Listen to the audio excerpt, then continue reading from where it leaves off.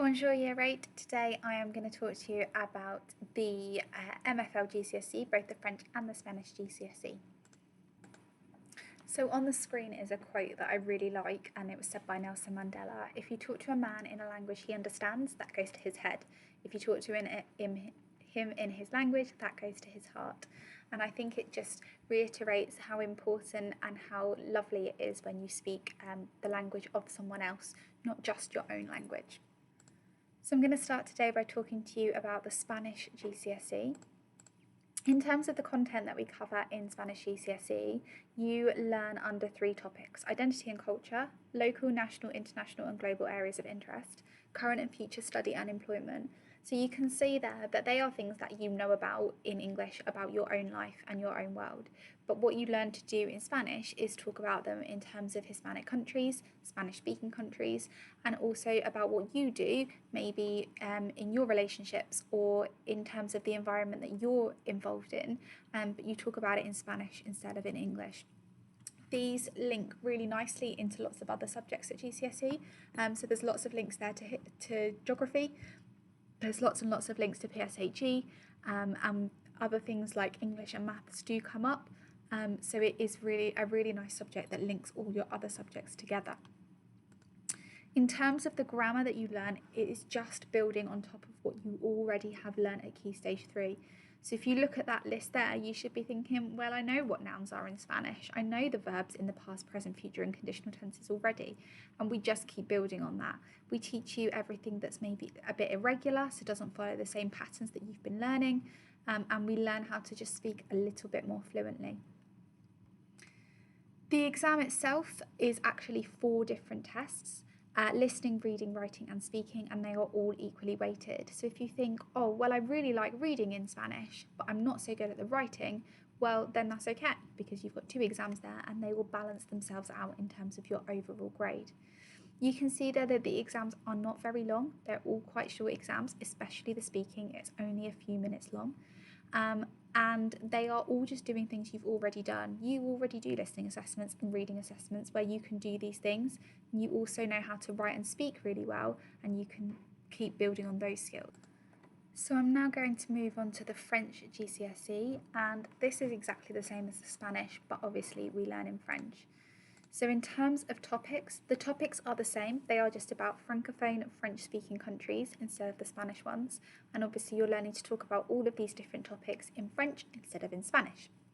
In terms of the grammar, again, it is just building on everything that we have learned at Key Stage 3. So again, you're probably looking at this list thinking, well, I already know all of that in French, and that's right, you do. But you are just going to build on that knowledge, be a lot more confident that you can do it without help. And that's going to help you in all the 4 different exams. So again, the exams are equally weighted, and you are answering the listening, reading, writing and speaking exams, all nice and short, and all exactly the same as what you do in class anyway. So the way we learn is exactly the same way that we learn at Key Stage 3, it's just a lot more detailed. So we use things like Kahoot in lessons, we use the dictionaries a bit more, we use the textbooks a bit more. There is a lot more translation at Key Stage 4 to Key Stage 3. And one of my favourite things about doing Key Stage 4 is that we actually start to read real French and real Spanish. So it's not just all made up anymore. We read newspaper articles, we listen to the news, we listen to the radio, we listen to real French or Spanish music. So it's much more about that real side of a language, not just about what is made up in a textbook. We also follow the AQA syllabus for both French and Spanish. So if you wanted to get some of the revision guides and things like that, some of the CGP workbooks, they are available under the AQA spec. And then obviously the reason that lots of people choose to do specific subjects at GCSE is because of all the opportunities outside of school. So as I'm sure you're aware, as a languages department, we run loads of competitions both in school and nationally.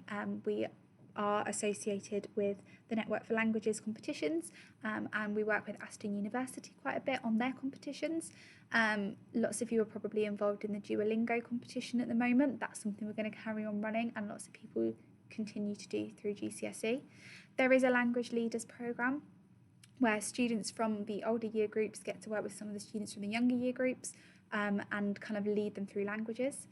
There is supposed to be a French trip going ahead this year for year 10. It was supposed to go ahead last year and has been postponed multiple times, but I am really hoping it is all up and ready to go, but I am really hoping to take the year 10s in July and then to continue doing that annually as we go forwards.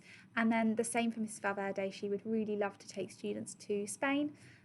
So they are 2 trips that hopefully will become part of the Wixams calendar as we move forward. And then where can languages take you? So you could be fluent in a modern foreign language if you took French or Spanish for GCSE. I took French and Spanish for GCSE, and I can now speak French and Spanish pretty much fluently. And it obviously led me on to going to do my A-levels and go to university and even move to France, and they are all things that you could do too. Some universities and some further education courses do really like a language at GCSE. There are only a handful that say you have to have it, but it's really nice to have it there just in case you're going to need it. The Army and the RAF do say that they like their applicants to have a GCSE in a foreign language, and they just require that to be a grade 4. If you want to work abroad in the future, French and Spanish give you the choice of so many countries. You've got 29 French-speaking countries and 20 Spanish-speaking countries to choose from. I know that one of my friends did French at GCSE, and then she actually moved to Africa to do some work in a French-speaking country in Africa when she was in her 20s, and she loved it so much that she stayed for a really long time. Lots of universities and college courses, when you study anything at all, say that you can go and have a year out in industry and you can choose any country in the world to go to. And wouldn't it be amazing if you chose a French or a Spanish-speaking country to do that? And then in terms of careers, there are so many careers that you can do with languages, and these are just a handful. So translation and interpretation, the intelligence agencies, so basically MI5, being a spy, you need to speak a foreign language to be able to do that. Teaching and teaching English as a foreign language, and also the military. So if you have any questions, obviously you can contact me, and my email address is at the top there, but also you can contact Mrs. Jenkins or Mrs. Valverde as well. They know just as much as I do, and you can ask any of us any questions at all, and we will be more than happy to help you.